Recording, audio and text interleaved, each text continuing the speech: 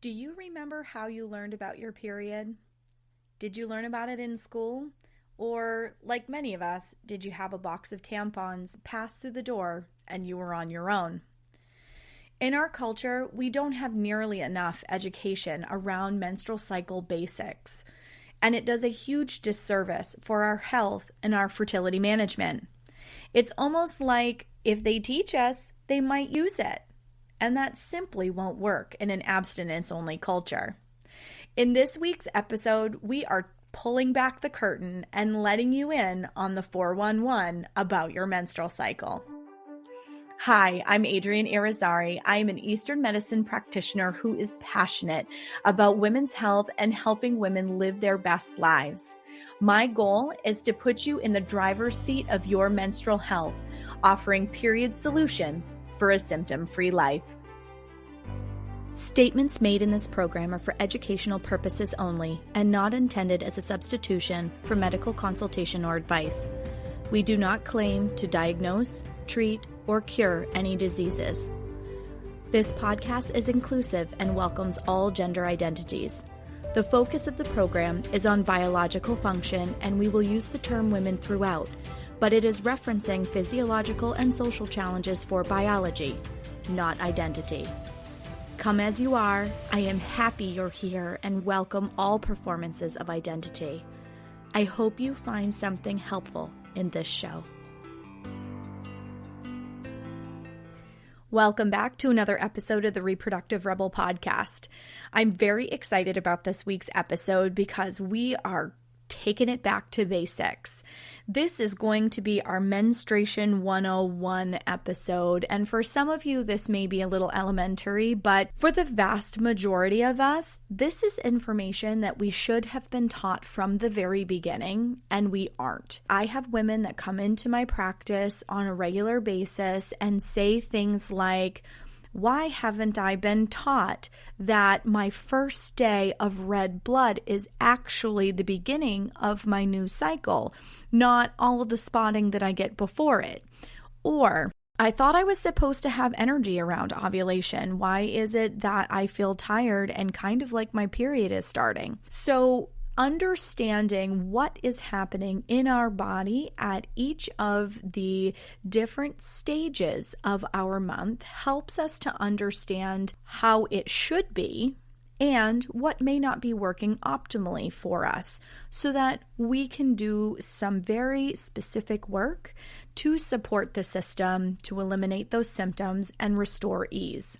So let's have that overview conversation that we all should have had as young women. I was very frustrated to find when I did a survey on Facebook, maybe I did it on Instagram, I think I actually did it in both places, but I had kind of asked the audience to see how people learned about what was going on inside of their bodies. And I was finding that the vast majority anyway, of people weren't saying that they learned about their sexual health and their body wisdom through health class. I think I had one person respond that everything that she knew about her reproductive health came out of a health class. Let me just let that sink in for a second. One person out of all of the people that I asked this question to actually learned this information in school.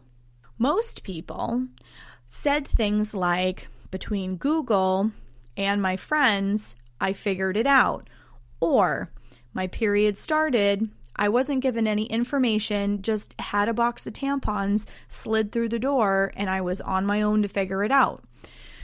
That is a lot more common in terms of people's experience, not having someone sit down with them and actually explain what is going on, how to properly care for themselves, and that ends up translating into issues later on. I had a client a few years ago now who was struggling to conceive. Well, lo and behold, we found out that, while there were some things to work on that were cycle related, for her, the reason that she wasn't getting pregnant was actually less to do with her appearance of her cycle and the health of it, but actually the fact that she had been taught by a friend that her fertile window was the 5 days before her period. So she had spent years, okay? It breaks my heart, and I just wanted to hug her because she was so upset when she found out that the reason she wasn't conceiving is because they were trying in the wrong place during the month. Just that little change was the difference between somebody going through an infertility program and somebody being able to naturally conceive on their own without intervention. So, because of heartbreaking stories like that and others, I am bringing it back to basics, and we are starting from the beginning. So, there are 4 phases in your menstrual cycle. Now, I want to just clarify some terminology. Menstruation is your period.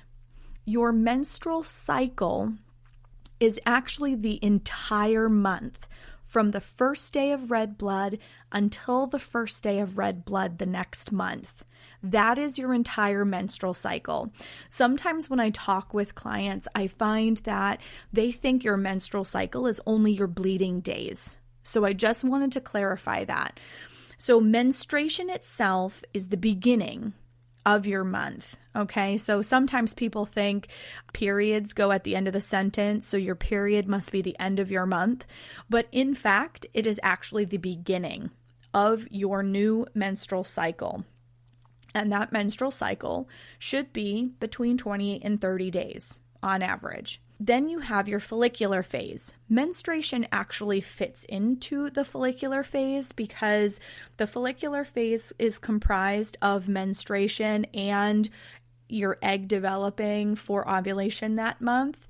And then ovulation is actually the early part of your luteal phase. And then after that really short ovulation window, you are well into the rest of the luteal phase, which continues until your period starts again. So it's kind of similar the way that Western terminology works with the way that the Eastern way looks at your period. So Chinese medicine says that the first half of your month, menstruation and the follicular phase, is the yin phase of your cycle. Yin is substance. And so at the beginning part, you are losing substance during menstruation. And then you are rebuilding substance, developing that follicle that is going to be the egg that is released for ovulation. So everything is about substance.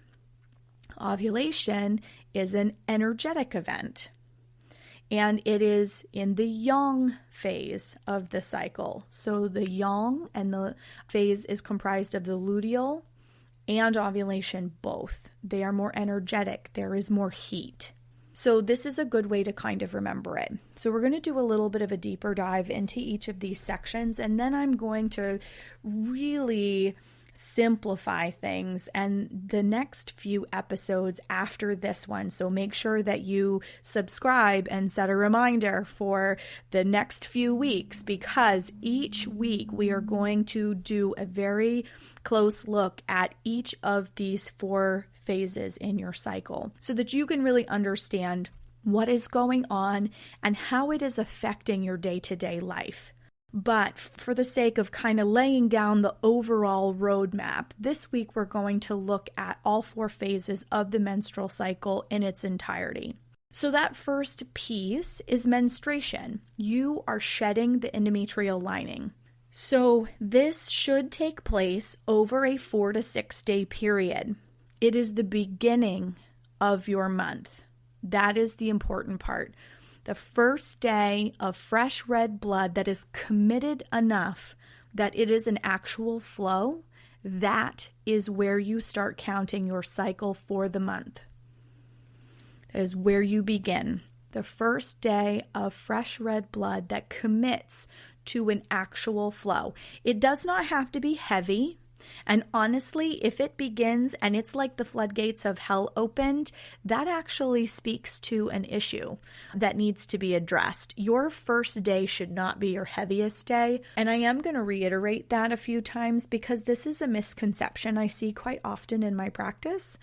But we also think that brown blood at the beginning is part of menstruation, and actually it doesn't get counted. And it's important to know that it doesn't get counted, because if you're counting those brown days, if you needed to go into an allopathic practitioner and have them do a hormone test, if you are doing that hormone test when you count brown days, you may think that you're on day 3, but you may not have actually reached day 3 yet. So if they're testing your FSH level, you're not going to get a really accurate lab result from that blood test. So knowing how to properly count is very, very important in terms of understanding everything else that happens the rest of the month.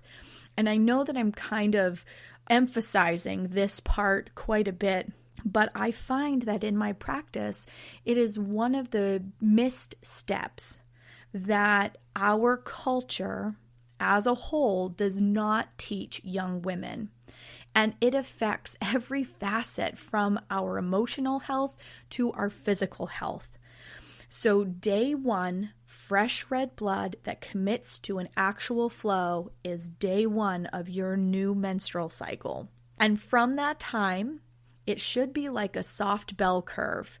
Day 1 will be light to medium. It will get heavier day 2, 3, start to cruise to the finish line day 4, and it will finish between day 4 and day 6. You may be really light by the time you reach day 6, but if you're still having a steady heavy bleed by day 6, that is still red blood. We're not talking about brown. That's for another episode. But if you're still having a very steady, heavy flow by day 6, this is something that we should look into, because 4 to 6 days is where your period should be falling with, and like I said, a bell curve. It should be a little heavier in the middle and start to come down and trail off at the end there. So the follicular phase is the longest phase of your menstrual cycle. The follicular phase, because it encompasses both menstruation as well as that follicle development stage, which tends to begin on day 3 of your cycle with the rise of your follicle stimulating hormone, it is the longest phase of your menstrual cycle. So follicles develop, a dominant follicle steps forward, and that is the one that will end up being released for ovulation that month. Vitamin D is an important mineral to have in this phase of your cycle. The other thing to keep in mind in this phase of your cycle is to have blood building foods. So your dark leafy greens, apricots, cherries, anything that's red as well, red like pomegranates, all of those kinds of things are going to help in that blood building. So think blood red. I love the dark leafy greens for a lot of reasons, because not only do they help to build blood, but they help to move blood as well, which keeps us from feeling cranky as we walk into ovulation. So building blood after you've lost blood is a very important part of the process, because you have to rebuild substance after you've lost it.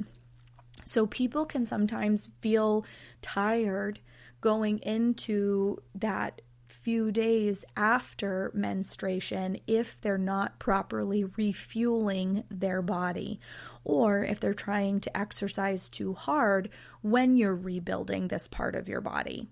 So the follicular phase is very important. Movement is good, nothing to an extreme, because you're still developing the substance in your body. You're building blood-rich endometrial lining. There's a lot of activity in terms of creation of things, the development, the ripening. Okay, all of these things are substance related. Then we have an energetic transition that moves us from the follicular phase into the luteal phase. So just like the follicular phase is marked by menstruation being the first 4 to 6 days of the entire phase. Ovulation marks the first 3 days maximum. Generally, it's 1 to 2 days, but it can happen anywhere between day 13 and day 15 on average. Okay, again, I'm speaking all from averages. Each body is unique, and so that can fluctuate a little bit. But the phase itself, ovulation is the shortest of the cycle because it only lasts 1 to 2 days, although you can find it happening in roughly a 3-day window. So estrogen reaches its peak and testosterone surges. So there's a reason why ovulation, you feel like you are a rock star. You have a lot of the fluffing hormone, estrogen. So your skin glows, your face as an evolutionary thing actually gets more symmetrical because your body is biologically trying to attract a mate. Interesting, right? So the start of your fertile window leading up to ovulation will be marked by a change in discharge. So you will go from having dry days, meaning that the only discharge that you're going to have is lubricative, meaning slippery in your fingers, when you're aroused. Outside of that, you don't have discharge like that. When you walk into the fertile window, and you have a change in your acidity level, you become more alkaline in order to keep sperm alive until ovulation. That's part of why we have this change in our mucus and we start making more mucus. As we get closer to ovulation, all of a sudden it starts to become stretchy and it looks like egg whites, and you'll be able to stretch it between your fingers, but it won't snap. There'll be like a string in between the two. That's how you know when you reach that egg white, stringy, slippery stuff. That's when you know you have an egg present. The egg survives 12 to 24 hours, and at the end of that window, it is marked by a disappearance of that stretchy stuff.